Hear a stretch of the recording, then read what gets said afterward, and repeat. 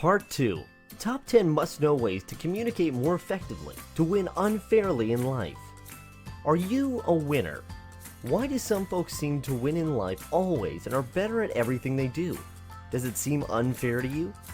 I use the terms unfairly on purpose. These folks that win consistently have the tools and resources to win, hence my use of the term unfairly. Before I begin, please note that this is a continuation of my previous blogs and videos with more than 100 traits, skills, attributes, and aspects on how to win unfairly in life.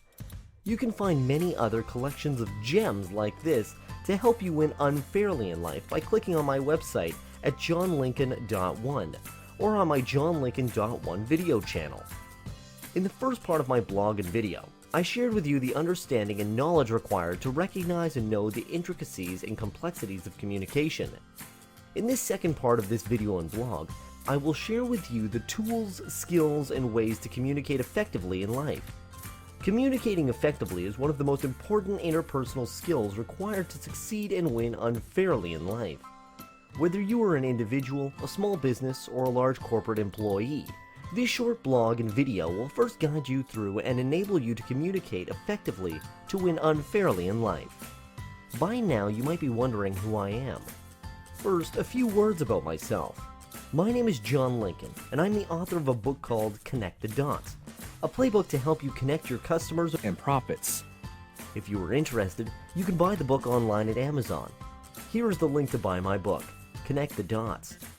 You can also find out more about me at my website, johnlincoln.one/aboutme/ or on LinkedIn at linkedin.com/in/johnlincoln.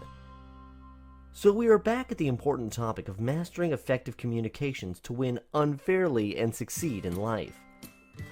Please remember that you will need to understand and know the complexities and intricacies of communication, which is the first part of this video and blog, before you can apply the effective communications tools and skills outlined here. So here we go. Here are the top 10 skills, behaviors, and tools to apply to effectively communicate with anyone to win unfairly in life. As I often say, these skills, behaviors, and tools can be applied in your personal, professional, and/or business situations. Some of these might seem too basic or obvious to you. Despite it being obvious, many folks ignore these simple traits and behaviors. Number 1. Be positive. Remember that we humans like to be around people who are nice and positive. Nobody wants to be around a miserable person. A smile is the most simple and instinctive way of our human expressions. A smile indicates to another person that we are pleased and/or amused to be around someone, so never lose that smile. However serious the discussions, remember to always apply the sandwich method. Start and end a discussion or communications positively. Number 2. We should use appropriate humor. A sense of humor helps us break the ice and draw the other person closer to us. A word of caution here, humor could backfire if it is not apt. The humor has to be appropriate and relevant to the audience and to the situation. Number 3. We should listen more than we speak. Most of us don't realize that the listening is not the same as hearing. Listening gives us information to win in any situation. Most of us don't listen and tend to think about what we are going to say next. Remember that we have 2 ears and a mouth, so let's just use a simple rule of thumb to listen 2 times more than we speak. Number 4. Listen to what's not being said.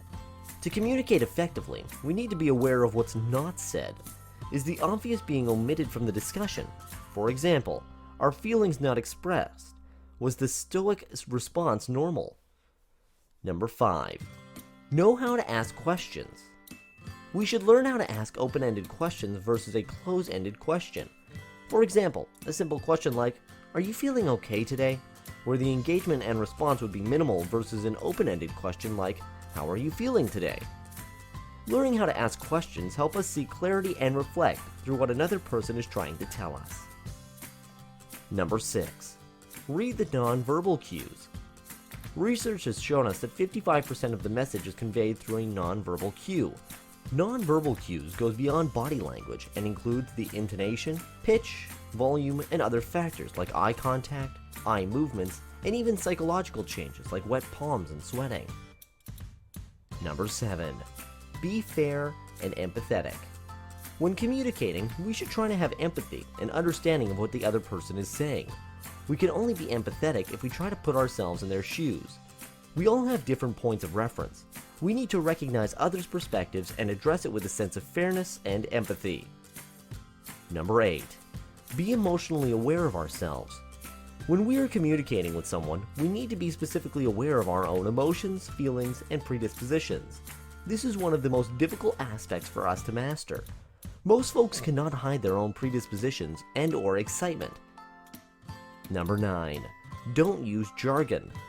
We should not use bombastic or big words to try and impress someone. The only impression that we will make is coming off as inauthentic or as a show-off. Number 10. Pace or communication style. There are extreme ways we pace in communications. Sometimes some of us tend to get long-winded, and some of us get curt and abrupt. When we are communicating with someone, we should be extremely aware of the other person, the context, place, nature of discussions, and purpose. So there you have it. Now go out there and master at effective communications. As you can see from what you've just seen and heard so far, there is more to communications than just speaking our minds and getting away. If we want to succeed and win unfairly in life, we need to master the art of effective communications. However, here is a word of caution.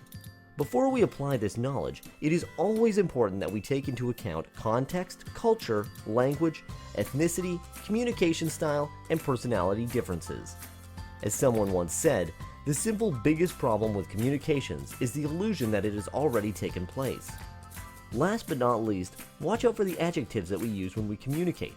As Mark Twain famously said, a man's character may be learned from the adjectives which he habitually uses in conversations. So don't be defeated. Be a winner always. Go out and confidently win in any situation in life.